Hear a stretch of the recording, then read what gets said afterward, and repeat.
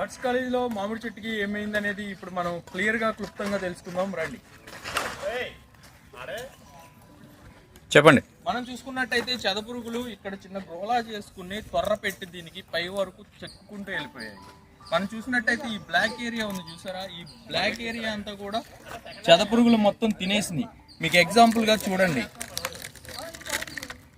ఇగో చెదపురుగులు మొత్తం తినేయడం జరిగింది. అయితే ఇది చుట్టూ చూసుకున్నట్టయితే బలంగానే ఉంది, కాకపోతే ఈ మధ్యలో తినేయడం వలన పడిపోయింది. ఈ మధ్యలో తినేయడం వలన ఈ చుట్టుపక్కల ఉన్న ఏరియా అంతా వీక్ అయిపోయింది. మన ఎగ్జాంపుల్ చూసుకున్నట్టయితే ఇక్కడ చూస్తే మనకి ఒక 2 ఫీట్ వరకు ఉంది. ఈ 2 ఫీట్లో ఇది కాయొచ్చు, కానీ ఇక్కడ మనం చూసుకున్నట్టయితే జస్ట్ ఒక 4 అంగుళాలు మాత్రమే. ఈ 4 అంగుళాలు ఉండడంలో అక్కడ బ్యాలెన్స్ కోల్పోయింది.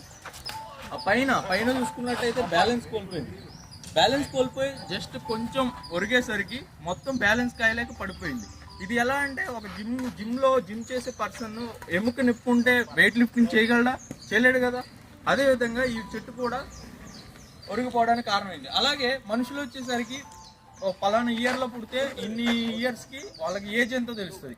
మనం చెట్లలో చూసుకున్నట్టయితే ఈ రింగ్స్ ఉన్నాయి చూసారా, ఇలా ఒక రౌండ్ రింగ్ వచ్చేసి 1 ఇయర్ అని అర్థం. దీనికి మనం చూసుకున్నట్టయితే నియర్లీ 76 రింగ్స్ ఉన్నాయి. అంటే ఇది 76 సంవత్సరాలు ఏజ్ ఉన్నదని చెప్పేసి మనం తెలియజేస్తున్నాం.